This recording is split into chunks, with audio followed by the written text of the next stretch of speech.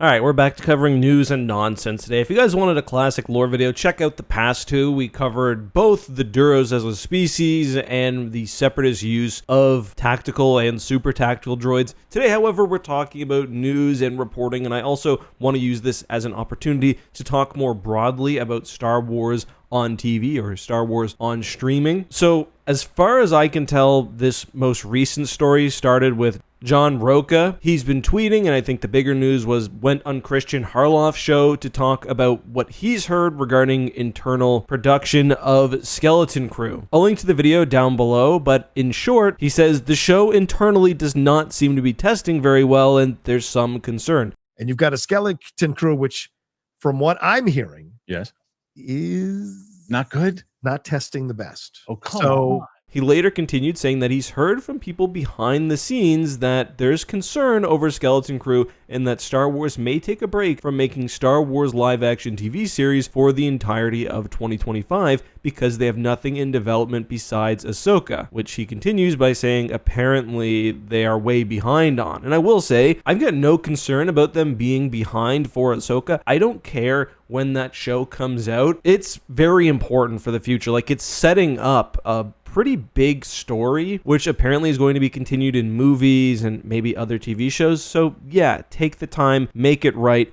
handle Thrawn correctly. I don't really care. Don't put a date on it until it's ready. But yeah, I mean, he's right. After Skeleton Crew and after the second seasons of both Andor and Ahsoka, we don't have any more Star Wars shows on the horizon, especially live action ones. Undoubtedly, we will be getting more animation. There have been job postings about that, but live action, to be frank, has been hit and miss. And I think Star Wars probably got the wrong message from The Mandalorian Season 1. Mando Season 1 was like a cultural phenomenon. It blew up Disney+. Mando was everywhere. Grogu was everywhere. Honestly, seeing my son and some of his friends, I think it really is going to play a big part in getting the next generation of Star Wars fans interested. But that show blew up because it had such a smart premise. It was done so well. I think the message that Disney and Lucasfilm took from that show was that, hey, if we make Star Wars on streaming, people will watch. And that's led to not just an explosion of Star Wars content, but Marvel content as well. I'll do my postmortems on the show in a minute, but I want to continue on this story. Bespin Bulletin, who I know personally and is a very reputable leaker, said that Skeleton Crew, according to the Roca show, isn't being received very well at Lucasfilm. This echoes similar statements made by both myself and Making Star Wars. We've both been saying/hearing similar things for a long time, certainly since last year. Just keep expectations in check. Personally, I find both Making Star Wars and Bespin Bulletin very credible, and you have to understand how leaks work. I've gotten production leaks, some of which I've shared, some of which I've not. I've worked with people who have contact with leakers. It's really nothing mysterious. It's not like you get, a smoke signal or a telegram in the middle of the night. How leaks work is that you make personal connections with people who work on Star Wars projects, and they talk about things either knowing you'll share the information or not. So when you've got a bunch of different people with presumably different sources saying the same thing, it doesn't mean it's true, but it means it's at least worth considering. You'll never get the 100% truth bomb until the thing releases. Like, I remember a few years ago, many prominent leakers and also myself heard from various people that the next animated Star Wars show was about to be announced, and it was not. But it's all kind of irrelevant. Whether it's true or not, as I said, we'll find out. Either way, Star Wars needs to be far more selective about not only which shows get greenlit, but about the state in which shows are released, because we saw with The Acolyte that not only is fan animosity building up, like people are mad, fans are mad, but also even more concerningly, fan apathy is building. Like, there's always going to be fans which hate your new product. I remember when The Force Awakens came out, there were lots of YouTube channels who had hate boners for J.J. Abrams in particular, but they weren't concerned because the movie was shockingly successful domestically. People were reinvigorated in Star Wars. With The Acolyte, yeah, the fan response is definitely concerning, but there's just not a whole lot of cultural relevancy to it. People aren't watching. It's not a top streaming show, and you can't let Star Wars lose its status as, an event. and that's why they also have to be careful with the movies. But I mean, what we're getting most right now is TV shows, and if each one is bad, and I'm not saying they've all been bad because I don't think that's the case, but if many of them are bad or even just okay, Star Wars loses something. Like, I think about me personally and like my height as a Star Wars fan. I'll admit, before I did YouTube, I was never huge into the animated aspects, but I would have never missed a live-action Star Wars movie or TV show. I watch The Acolyte every episode of it the night it airs because it's part of my job and because,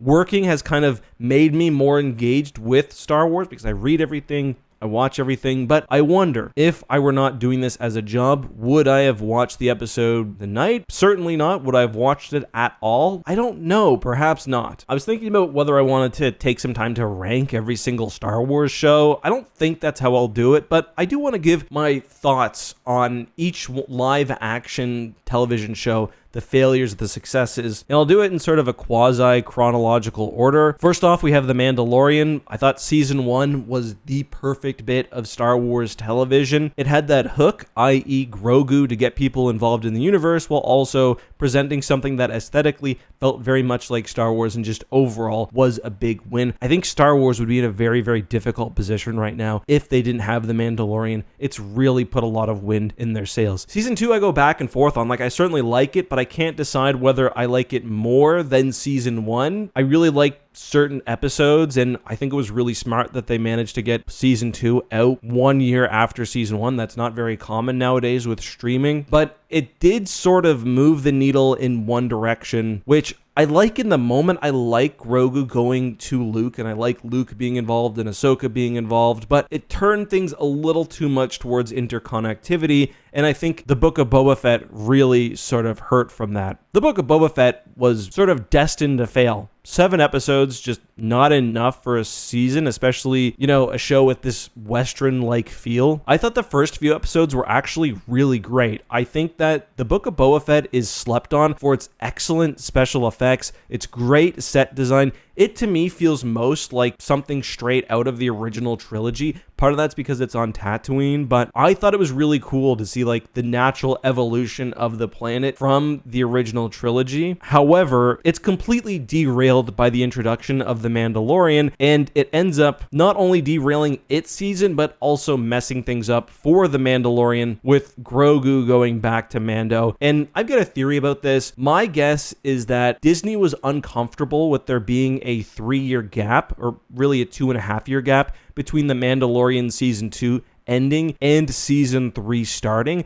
I think they were worried that fans would lose interest in the character, or that all of the social media hype that they'd been building would die down. That's a mistake. They should have let it sit, because time makes people excited, and they ended up inserting Mando into the Book of Boba Fett, and as I mentioned, completely derailed that season. Boba gets moved to the sidelines. He doesn't really have a central villain, and the show ends up feeling very, very rushed. It's clear that there were rewrites and other aspects. It just doesn't work. Obi-Wan Kenobi as a show is probably my least favorite in live action. I think I like the story more than The Acolyte. Both of them I'm not interested in watching again, but everything about it is just so ugly. It feels like there's no budget. It feels like people making the show didn't understand how to use the volume. The environments are bad, and say what you will about The Acolyte, I think it's less ugly of a show, and that's kind of the tiebreaker of the two for me. Andor, on the other hand, obviously phenomenal. It's one of my favorite Star Wars projects. It's such a nice companion piece to The Mandalorian, not because they're similar, but because they are so different. I don't know. There's nothing I would change about that show. If we had only shows like Andor and The Mandalorian, Star Wars would be an even more valuable brand. I, however, also liked Ahsoka. I'm so sorry, I've got the baby now. I liked Ahsoka. I actually, at points, loved Ahsoka. I'm a huge Star Wars Rebels fan. I'm a huge Thrawn fan. So having both of the universes kind of collide, I thought was good. The execution was good as well. Characters like Baylan and Shin were great new additions. I think fan perspective on the show is really hurt by the fact that it had a bad finale, and it's sort of a recency bias thing, but overall, I've got high hopes for season 2. The Acolyte, I didn't much like either. There were parts that were interesting, and what some people say were lore-breaking issues didn't bother me as much as it did, obviously, others, but the story is flawed, from a basic level. I don't care about May and Osha. The show's about them, but they're overshadowed by the Sith. So, not great. The only other thing I forgot to mention was Mando Season 3. Pretty middling, definitely a drop in quality compared to the other two. But that's sort of my thoughts on the state of streaming and TV shows in the Star Wars universe. They need to slow down. They need to be much more selective and much more careful. I don't want Star Wars to start feeling disposable like Marvel also often does, and I just think it's a crucial next 5 years for the brand. Just my thoughts, though. Let me know yours, of course, down below.